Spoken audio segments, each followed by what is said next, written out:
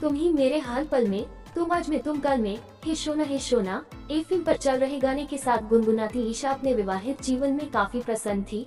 College पूरा होते होते उसकी शादी हो गई। जैसे जीवन साथी की उसने कल्पना की मयूर ठीक वैसा ही निकला। देखने में आकर्षक कहना ठीक होगा। वैसे ईशा के मुकाबले मयूर 19 ही था, किंतु वह जानती थी कि लड़कों की सूरत से ज्यादा सीरत पर रखना आवश्यक होता है। आखिर ताउम्र का साथ है। ईशा ने अपनी पूरी होशियारी दर्शाते हुए मयूर का चयन किया। ईशा जैसी खूबसूरत लड़की के लिए रिश्तों की कमी न थी। कई परिवार के जरिए आए तो कई मजनू जिंदगी में वैसे भी टकराए, किंतु वह अपना जीवन साथी उसी को चुनेगी जो उसके मापदंडों पर खरा उतरेगा। मयूर अपनी शराफत, प्यार करने की काबिलियत और सच्चाई के कारण अव्वल आया। 2 वर्ष पूर्व जब मयूर एक कजिन की शादी में उससे टकराया, तब उससे पहली नजर में वह एक शांत, सुशील और विनम्र लड़का लगा। फोन नंबर एक्सचेंज होते ही कितने अच्छे और मिठास भरे मैसेज भेजकर मयूर ने ईशा का मन पिघला दिया और उसने इस रिश्ते के लिए जल्दी ही हामी भर दी। चट मंगनी पर ब्याह कर ईशा मयूर के घर आ गई। तब से लेकर आज तक दोनों एक दूसरे के प्यार में डुबकियां लगाते आए हैं। प्रेम का सागर होता ही इतना मीठा है कि चाहे जितनी बार गोते लगा लो, ये प्यास नहीं बुझती।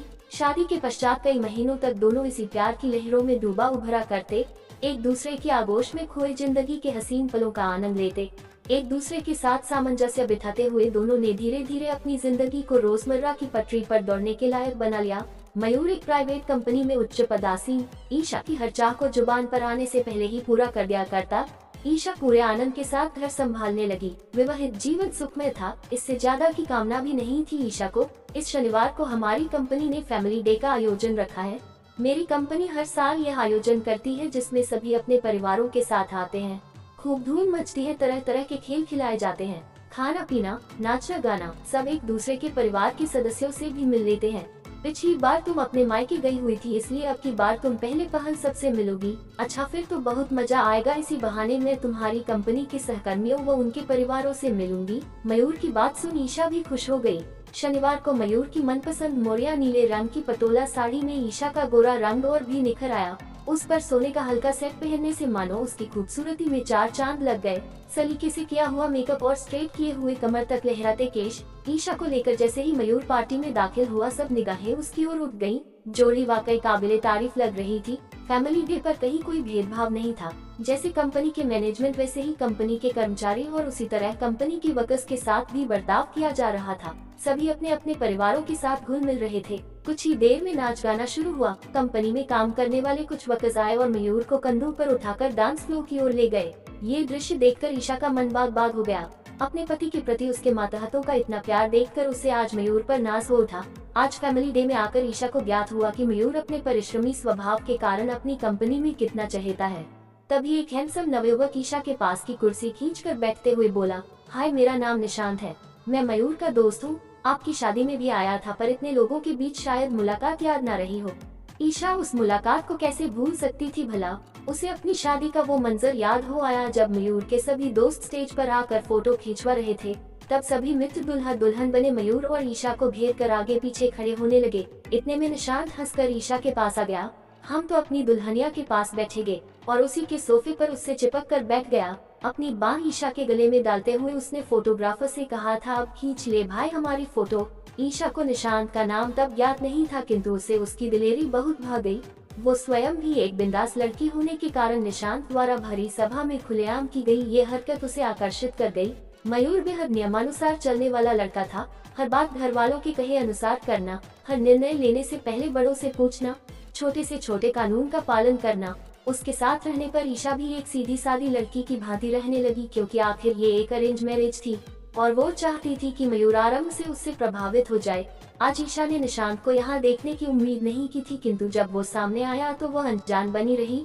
ठीक कह रहे हैं आप, शादी के समय जितने लोगों से मिलना जुलना होता है वो कहाँ याद रह पाता है। जी नहीं, मैं तो ऑपरेशंस में हूँ।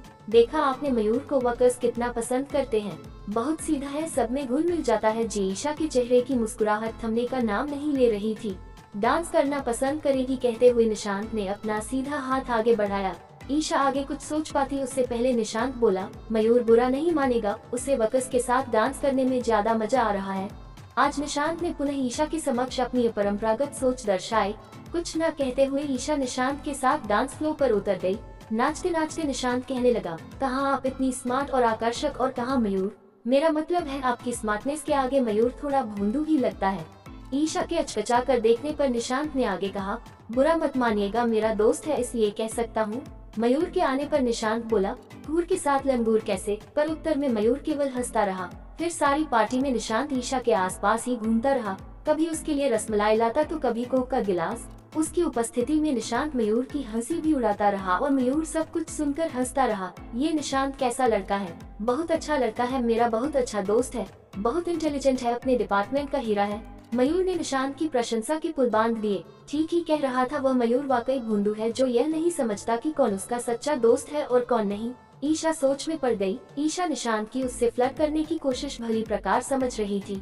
निशांत की ये हरकतें ईशा को बुरी नहीं लगी, अपितु मन के किसी कोने में पुलकित कर गयी। उसी हफ्ते एक दोपहरी ईशा को एक फोन आया।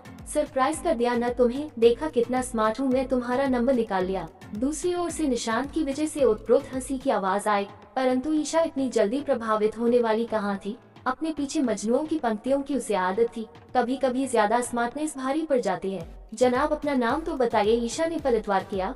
सेव कर लो ये नंबर, निशांत बोला। निशांत बोल रहा हूँ मैडम, मैंने तुम दोनों को अपने घर लंच पर बुलाने के लिए फोन किया है। मयूर को मैं ऑफिस में ही न्योता दे चुका हूँ, पर तुम्हें भी निजी तौर पर आमंत्रित करना चाहता था इसलिए फोन किया। उसने अपनी बात पूरी की। शाम को जब मयूर घर लौटा तो ईशा ने निशांत के फोन की बात बताई। हाँ पता है, मुझसे ही तुम्हारा नंबर लिया था उसने। मयूर ने लापरवाही से कहा, मेरा नंबर देने की क्या जरूरत थी? तुम्हें बुलाया, मुझे बुलाया, एक ही बात है। ईशा इस सिलसिले में मयूर की मानसिकता टटोलना चाहती थी। क्या फर्क पड़ता है, उसका मन था तुमसे बात करने का। मयूर ने सरलता से कह गया, इस रविवार दोपहर का लंच हम निशांत के साथ करेंगे, बहुत दूर नहीं है उसका घर। रविवार को ईशा ने फूलों की प्रिंट वाली ड्रेस के साथ हाई हील्स पहनी और अपने बालों को हाई पोनीटेल में बांध लिया। इस वेशभूषा में वो अपनी साड़ी वाली छवि से बिल्कुल उलट लग रही थी। इस नए अवतार में निशांत ने उसे देखा तो वह पूरे जोर शोर से ईशा के इर्द गिर्द चक्कर लगाने लगा। उसे लगने लगा मानो ईशा उसे अपने व्यक्तित्व का हर रंग दिखाना चाहती है। पाश्चात्य परिधान में उसे देखकर निशांत उस पर और भी मोहित हो गया। अरे रे, मैं तो तुम्हें भारतीय नारी समझा था, पर तुम तो दोधारी तलवार निकली। बेचारा मयूर, उसके पास तो ऐसी तलवार के लायक कमान भी नहीं है। धीरे से ईशा के कानों में फुसफुसा कर कहता हुआ निशांत साइड से निकल गया। मन ही मन ईशा हर्षाने लगी। शादीशुदा होने के उपरांत भी उसमें आशिक बनाने की कला जीवित थी। ये जानकर वह संतुष्ट हुई। उस पर ऐसा भी नहीं था कि निशांत मयूर की आंख बचाकर यह सब कह रहा था। उस दिन निशांत मयूर के सामने भी कई बार ईशा से फ्लर्ट करने की कोशिश करता रहा और मयूर हंसता रहा। घर लौटते समय ईशा ने मयूर से निशांत की शिकायत की। देखा तुमने निशांत कैसे फ्लर्ट करने की कोशिश करता है। वह नहीं चाहती थी कि मयूर के मन में उसके प्रति कोई गलतफहमी हो जाए। ईशा की बात को मयूर ने ये कहकर टाल दिया, निशांत तो है ही मनमौजी किस्म का लड़का और फिर तुम उसकी भाभी लगती हो। देवर भाभी में तो हंसी मजाक चलता रहता है, पर तुम उसे गलत मत समझना, वह दिल का बहुत साफ और नेक लड़का है। अगले हफ्ते मयूर कंपनी के काम से दूसरे शहर टूर पर गया। हर रोज की तरह ईशा दोपहर में कुछ देर सुस्ता रही थी कि अचानक दरवाजे की घंटी बजी। किसी कुरियर बॉय की अपेक्षा करती ईशा ने जब दरवाजा खोला तो सामने निशांत को खड़ा देख वह हतप्रभ रह गई। तुम इस वक्त यहाँ? लेकिन मयूर तो ऑफिस के काम से बाहर गए हैं। मुझे पता है, मैं तुमसे ही मिलने आया हूँ। अंदर नहीं बुलाओगी? निशांत की साफ गोई पर ईशा मन ही मन मोहित हो उठी। ऊपर से चेहरे पर तटस्थ भाव लिए उसने निशांत को अंदर आने का इशारा किया और स्वयं सोफे पर बैठ गई। निशांत ठीक उसके सामने बैठ गया। अरे यार, तुम्हारे यहाँ घर आए मेहमान को चाय कॉफी पूछने का रिवाज नहीं है क्या? मैंने सोचा ऑफिस के टाइम पर यहाँ आए हो तो जरूर कोई खास बात होगी, पहले वही सुन लूं। ईशा ने अपने बालों में उंगलियां घुमाते हुए कहा। निशांत के साथ ईशा का बातों में नहले पर दहला मारना दोनों को पसंद आने लगा। आंखों ही आंखों के इशारे और जुबानी जुगलबाजी उनकी छेड़खानी में नए रंग भरते। खास बात नहीं, खास तो तुम हो। सोचा मयूर तो यहाँ है नहीं, तुम्हारा हाल चाल पूछता चलूं। निशांत के चेहरे पर लंपटपने के भाव उभरने लगे। मैं अपने घर में हूँ, मुझे भला किस बात की परेशानी? ईशा ने दो टूक बात की। वो देखना चाह रही थी कि निशांत कहाँ तक जाता है। ईशा, तुम शायद मुझे गलत समझती हो, इसीलिए मुझसे यूँ कटी कटी रहती हो। क्या मैं तुम्हें हैंडसम नहीं लगता? संभवतः निशांत को अपने सुंदर रंग रूप का आभास भली प्रकार था। ऐसी कोई बात नहीं, असल में निशांत तुम मयूर के दोस्त हो, मेरे नहीं। ये कैसी बात कह दी तुमने? दोस्ती करने में कितनी देर लगती है फ्रेंड्स। कहते हुए निशांत ने अपना हाथ आगे बढ़ाया तो प्रत्युत्तर में ईशा ने अदा से अपना हाथ निशांत के हाथ में दे दिया। ये हुई न बात कह निशांत पुलकित हो उठा। फिर कॉफी पीकर कुछ देर बैठकर निशांत लौट गया। आज पहली मुलाकात में इतना पर्याप्त था। दोनों ने अपने मन में यही सोचा। निशांत को आगे बढ़ने में कोई संकोच नहीं था, किंतु वो ईशा के दिल के अंदर की बात नहीं जानता था। इतनी जल्दी वो कोई खतरा उठाने के मूड में नहीं था। कहीं ईशा उस पर कोई आरोप लगा दे तो उसकी क्या इज्जत रह जाएगी समाज में। उधर ईशा विवाहिता होने के कारण हर कदम फूंक फूंक कर रखने के पक्ष में थी। वैसे भी निशांत मयूर का मित्र है, उसकी अनुपस्थिति में आया है, कहीं ऐसा न हो कि इसे मयूर ने ही भेजा हो। ईशा के मन में कई प्रकार के विचार आ रहे थे। दुर्घटना से देर भली, मयूर के लौटने पर ईशा ने उसे निशांत के आने की बात स्वयं ही बता दी। मयूर को जरा सा अटपटा लगा। अच्छा, मेरी गैरहाजिरी में क्यों न आया? उसकी प्रतिक्रिया से ईशा आश्वस्त हो गई कि निशांत के आने में मयूर का कोई हाथ नहीं। फिर उसने स्वयं ही बात संभाल ली। मैं खुश हुई निशांत के आने से कम तुम्हारे यहाँ न होने पर इस नए शहर में मेरी खैर खबर लेने वाला कोई तो है। ईशा की बात से मयूर शांत हो गया। निशांत सच में तुम्हारा एक अच्छा मित्र है, ईशा ने बात की इति कर दी। अब ईशा के फोन पर निशांत की कॉल अक्सर आने लगे। सावधानी बरतते हुए उसने नंबर याद कर लिया पर अपने फोन में सेव नहीं किया। ऐसे में कभी उसका फोन मयूर के हाथ लग भी जाए तो बात खुलने का कोई डर नहीं। किंतु ऐसे संबंध मन की चपलता को जितनी हवा देते हैं, मन के अंदर छुपी शांति को उतना ही छेड़ बैठते हैं। एक दिन मयूर के फोन पर निशांत का कॉल आया। मयूर बाथरूम में था। ईशा ने देखा कि निशांत का कॉल है तो उसका दिल फोन उठाने का कर गया। मयूर, तुम्हारे लिए निशांत का कॉल है, कहो तो उठा लूं? ईशा ने बाथरूम के बाहर से पुकारा। रहने दो, मैं बाहर आकर कर लूंगा। मयूर से इस उत्तर की अपेक्षा नहीं थी ईशा को। दिल के हाथों मजबूर उसने फोन उठा लिया। हेलो, बड़े नजाकत भरे अंदाज में उसने कहा तो निशांत भी मचल उठा। पता होता कि फोन पर आपकी मधुर आवाज सुनने को मिल जाएगी तो जरा तैयार होकर बैठता। निशांत ने फ्लर्ट करना शुरू कर दिया। ईशा मुस्कुरा उठी। वो कुछ कहती उससे पहले मयूर पीछे से आ गया। किससे बात कर रही हो? बताया तो था कि निशांत का कॉल है। मैंने तुम्हें फोन उठाने के लिए मना किया था, मैं बाद में कॉल कर लेता। खैर अब लाओ मुझे दो फोन। मयूर की तल्खी भरी स्वर ने ईशा को डगमगा दिया। उसने सोचा नहीं था कि मयूर उससे इस सुर में बात करेगा। क्या मयूर को निशांत और मुझ पर शंका होने लगा है? क्या मयूर ने कभी निशांत का कोई मैसेज पढ़ लिया मेरे फोन पर मैं तो सभी डिलीट कर देती हूँ, कहीं गलती से कभी कोई छूट तो नहीं गया। ईशा के मन में अनगिनत ख्याल कौंधने लगे। निशांत से रंगरलियों में ईशा को जितना आनंद आने लगा उतना ही मयूर के सामने आने पर बात बिगड़ जाने का डर सताने लगा। जैसे उस दिन जब ईशा और निशांत एक कैफे में मिले थे, तब कैसे ईशा ने निशांत को एक भी पिक नहीं खींचने दी थी। ये चोरी पकड़े जाने का डर नहीं तो और क्या था। अगले दिन निशांत की जिद पर ईशा फिर उससे मिलने चल दी। सोचा आज निशांत से मिलना भी हो जाएगा और रिटेल थेरेपी का आनंद भी ले लूंगी। तैयार होकर ईशा शहर के चुनिंदा मॉल पहुंची। जब तक निशांत पहुंचता उसने थोड़ी विंडो शॉपिंग करनी शुरू की कि किसी ने उसका बाया कंधा थपथपाया। पीछे मुड़ी तो सागरिका को सामने देख चढ़ हो गई। अरे क्या हुआ, पहचानना भी भूल गई क्या? ऐसा तो नहीं होना चाहिए, शादी के बाद की अपनी प्यारी सहेली को ही भुला बैठे। सागरिका बोल उठी। वह वहाँ खड़ी खिलखिलाने लगी, लेकिन ईशा उसे अचानक सामने पा थोड़ी हतप्रभ रह गई। फिर दोनों बचपन की पक्की सहेलियां गले मिली और एक कॉफी शॉप में बैठकर गप्पे लगाने लगी। अपनी शादीशुदा जिंदगी के थोड़े बहुत किस्से सुनाकर ईशा सागरिका से उसका हाल पूछने लगी। क्या बताऊं ईशु, हेमंत मेरी जिंदगी में क्या आया बहार आ गई। उस जैसा जीवन साथी शायद ही किसी को मिले। मेरी इतनी प्रशंसा करता है, हर समय साथ रहना चाहता है। आज भी मुझे लेने आने वाला है, तुम भी मिल लेना, सागरिका ने बताया। नहीं नहीं सागू, मुझे लेट हो जाएगा, मुझे निकलना होगा। ईशा हेमंत की शक्ल नहीं देखना चाहती थी। वो तुरंत वहाँ से घर के लिए निकल गई। रास्ते में निशांत को फोन करके अचानक तबीयत बिगड़ जाने का बहाना बना दिया। रास्ते भर ईशा विगत की गलियों से गुजरते हुए अपने कॉलेज के दिनों में पहुंच गई, जब बहनों से भी सगी सखियों सागरिका और ईशा के सामने हेमंत एक छबीले लड़के के रूप में आया था। ऊंची कद काठी, एथलेटिक बॉडी, बास्केटबॉल चैंपियन और पूरे कॉलेज का दिल मोह लेने वाला। ईशा की दोस्ती जल्दी ही हेमंत से हो गई, क्योंकि ईशा को स्वयं भी बास्केटबॉल में रुचि थी। वह हेमंत से बास्केटबॉल खेलने के पैतरे सीखने लगी। फिर सागरिका के कहने पर निकट आते वैलेंटाइंस डे पर ईशा ने हेमंत से अपने दिल की बात कहने की ठानी। किंतु वैलेंटाइंस डे से पहले रोज डे पर हेमंत ने सागरिका को लाल गुलाब देकर अचानक प्रपोज कर दिया। ईशा के साथ साथ सागरिका भी हक्की बक्की रह गई, कुछ कहते न बना। बाद में अकेले में ईशा ने अपने दिल को समझा लिया कि हेमंत की तरफ से कभी कोई संदेश नहीं आया था और न ही उसने कभी उससे कुछ ऐसा कहा था।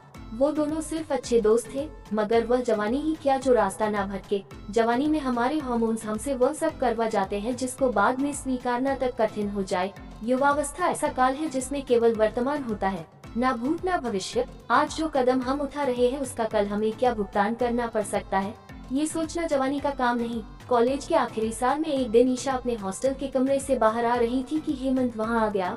उसने अचानक उसका हाथ पकड़ लिया। ईशा, मैं तुमसे कुछ कहना चाहता हूँ। क्या हुआ? ईशा अचकचा गई। ईशा, मैंने तुम्हारी आंखों में अपने लिए कुछ पढ़ा है, लेकिन अफसोस तुम मेरी आंखों में झांकने से चूक गई। ये कैसी बात कर रहे हो हेमंत? तुम सागरिका के बॉयफ्रेंड हो। क्या केवल एक दिन के लिए, आज के लिए तुम ये बात भूल नहीं सकती? क्या मैं तुम्हें क्यूट नहीं लगता? क्या तुम मुझे पसंद नहीं करती? अगर मैं झूठ बोल रहा हूँ तो बेशक तुम फौरन इस कमरे से चली जाओ। ईशा का दिमाग ये कह रहा था कि यह सागरिका के साथ धोखा होगा, परंतु उसका मन इस बात से हर्षित होने लगा कि जिस हेमंत को वह मन ही मन चाहती थी, वो भी उसे अपने समीप लाना चाहता है। आखिर दिल दिमाग पर हावी हो गया। उस दिन ईशा और हेमंत अपनी सीमाएं लांघते हुए एक दूसरे की आगोश में समा गए। जवानी का उबाल दूध की तरह उफनने लगा। दोनों ने सारी हदें पार कर दी। जब ये तूफान शांत हुआ तब ईशा का ध्यान सागरिका की ओर गया। अपने दिल की बात सुनकर क्षणिक सुख की खातिर ईशा ने हेमंत के साथ जो किया, उसके कारण अब उसका मन ग्लानि से भरने लगा। अपनी सबसे प्यारी सखी को धोखा देकर वह बहुत पछताने लगी। उस घटना के पश्चात जब कभी ईशा सागरिका के सामने आती, उसे धोखा देने का घाव एक बार फिर हरा हो जाता। इससे बचने हेतु ईशा सागरिका से नजरें चुराती, उससे न मिलने के बहाने खोजती फिरती। अपने बचपन की सहेली को यूं खो बैठने का दुख ईशा को बहुत सताता, किंतु सागरिका की आंखों में देखकर बात करने की हिम्मत अब ईशा खो चुकी थी। यहाँ तक कि अंतिम वर्ष की परीक्षाओं के पश्चात उसने माता पिता के सुझाए रिश्ते के लिए फौरन हामी भर दी। ईशा का विवाह हो गया और वह अपनी नई दुनिया में खो गई। आज सागरिका को पुनः मिलने के कारण ईशा के सामने सारा अतीत फिर से तनकर खड़ा हो गया। उस समय ईशा किसी से जुड़ी नहीं थी। उसके जीवन में किसी के प्रति कोई जवाबदेही नहीं थी। हेमंत ने भी यही कहकर उसके मन में उठ रहे संदेह को दबा दिया था। तुम किसी प्रकार की ग्लानि क्यों ओढ़ती हो? आखिर तुम तो किसी से कमिटेड नहीं हो। यदि किसी को आपत्ति होनी चाहिए तो वह मैं या सागरिका है। मुझे कोई परेशानी नहीं और सागरिका को इस बात की भनक भी नहीं पड़ने दूंगा। हेमंत उसके अंदर चल रहे द्वंद को कुचलने में सफल रहा था, परंतु आज स्थिति विलग है। चाहने न चाहने की ये लकीर चाकू की धार से भी ज्यादा पेनी होती है। कुछ कट जाने का डर होता है। ईशा वही गलती दोहराना नहीं चाहती थी। सागरिका उसकी सहेली थी, इसलिए वो उससे दूरी बना पाए, किंतु यदि मयूर को उस पर शक हो गया या उसे निशांत से उसके चोरी छुपे मिलने जुलने के बारे में पता चल गया, तो क्या वह अपने चंचल मन की खातिर अपनी बसी बसाई गृहस्थी तोड़ सकेगी? क्या वह इतनी बड़ी कीमत चुकाने को तैयार है? घर लौटते हुए ईशा का सिर दर्द से फटने लगा। विचारों के अनगिनत घोड़े उसके दिलो दिमाग को रौंदने लगे। घर पहुंचकर ईशा ने माथे पर बाम लगाया और बिस्तर पर ढेर हो गई। शाम घेर आई थी। छुटपुट अंधेरा होने लगा, किंतु ईशा का मन आज घर की बत्तियां जलाने का भी नहीं हुआ। यूं ही बैठे बैठे वह बाहर के वातावरण से मेल खाते अपने हृदय के अंधेरों में भटकने लगी। क्या करे, उसे कुछ समझ नहीं आ रहा था। कितनी बड़ी बेवकूफ हूँ मैं जो अपने सुनहरे जीवन में खुद ही आग लगाने का काम कर बैठी। उसका मन दो भागों में बट गया और दोनों ही पलड़े अपनी अपनी ओर झुकने लगे। एक मन कहता कि जो हो गया सो हो गया, आगे नहीं होगा, इस अध्याय को यही समाप्त करो। दूसरा मन कहता कहीं निशांत ने मयूर को बता दिया तो उसकी गृहस्थी का क्या होगा? क्या जवाब देगी वो मयूर को? सिर पकड़कर बैठी ईशा मयूर के घर लौटने से चेती। क्या हुआ, अंधेरे में क्यों बैठी हो? मयूर ने घर में प्रवेश करते ही पूछा। सिर में दर्द है, इसलिए रोशनी में जाने की इच्छा नहीं की। ईशा ने उदासीन सुर में उत्तर दिया। मयूर ने ईशा के सिर को दबाया, खाना बनाया, फिर उसे दवाई देकर जल्दी सोने भेज दिया। कितनी बड़ी गलती कर बैठी मैं जो इतना ख्याल रखने वाले पति के होते हुए बाहर भटकने लगी। क्या प्यार करने वाले जीवन साथी के बावजूद मुझे बाहर वालों की प्रशंसा की इतनी लालसा है कि उसके बदले में अपना बसा बसाया जीवन बर्बाद कर दूं? अपने पीछे चाहने वालों की कतार की लोलुपता इतनी तीव्र हो गई कि मैं अपना वर्तमान भुला बैठी। ये कितना बड़ा अनर्थ करने जा रही थी मैं। ईशा मानो निद्रा से जाग गई। केवल बंधनों में ही नींद नहीं आती, कितनी बार वो जागृत अवस्था को भी शिथिल बनाने के योग्य होती है, किंतु जब जागो तभी सवेरा। ईशा के मन मस्तिष्क में छाया अब हर धुंधल का साफ हो गया। ईशा एक सुखमय विवाहित जीवन व्यतीत करते हुए अपने मन पर कोई अनावश्यक बोझ नहीं चाहती थी। उसने निशांत से अपने बढ़ रहे संबंधों की इति करने का निश्चय कर लिया।